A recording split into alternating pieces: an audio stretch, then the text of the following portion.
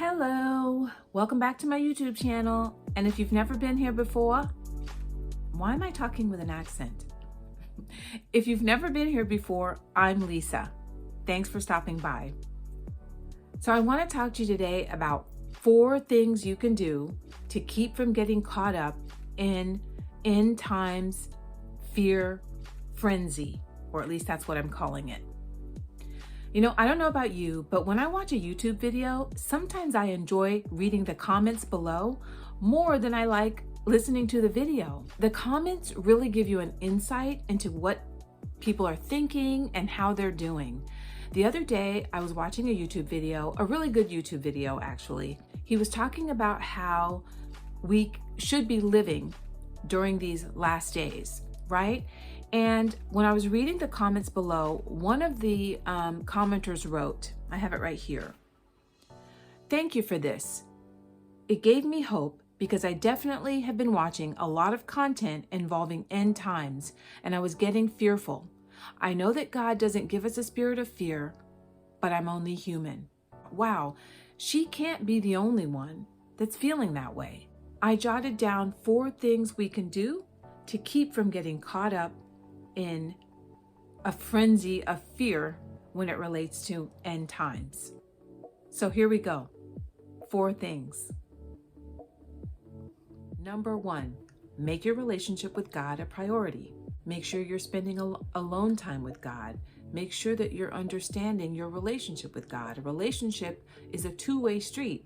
You interacting with God and Him interacting with you. Your relationship with God is what will keep you grounded and keep you from getting caught up in fearful thinking about end times. The second thing you need to do is educate yourself on the book of Revelation. Take a Bible study on the book of Revelation. Read it for yourself with a good study Bible so that you can have basic understanding and knowledge about the book of Revelation for yourself. There's a lot of stuff going on social media and YouTube and everywhere else. You don't want to get dragged into a frenzy of end time based on what everyone is saying, right? So it's really important to have a basic understanding yourself so that you won't be drawn into a lot of frenzied thinking. If you're taking a Bible study on Revelations, make sure that the person who's leading it is someone who knows the scriptures, someone who is even keeled. They're not trying to get you frenzied or fearful or anything like that. They're just teaching you about the book of Revelation, the purpose of it, and what it means. I don't know this person personally, but I have listened to his sermons, and as well, he has a call-in radio show. His name is Brian Broderson, and I really like the way he teaches. He has this one 3-part series that he and 2 other people, I think they're pastors, did, and I think it's called Conversations About Revelations, and they're actually going through the book of Revelations and they're talking about it. And then he also has a verse by verse study on the book of Revelations.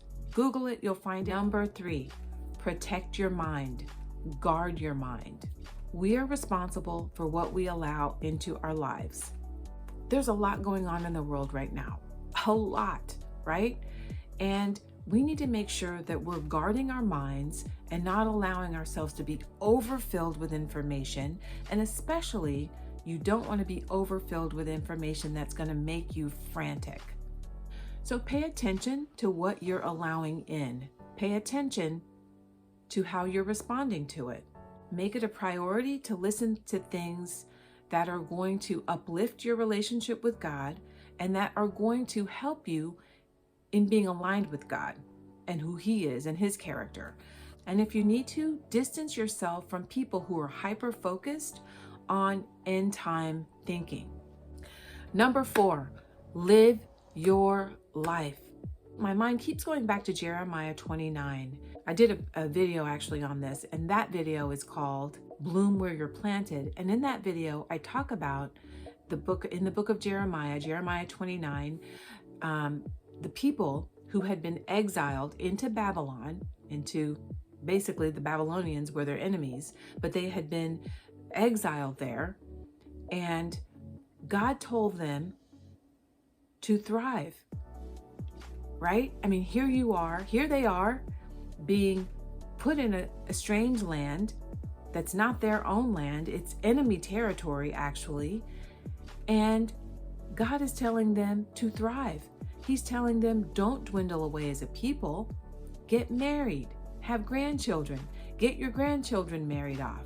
He's telling them this. It's powerful. So even in the most difficult times, God still wants us to thrive. So it's really important to live your life, no matter where we are in this life. You've got to live your life. So there you have it, 4 things to do instead of fearing end times.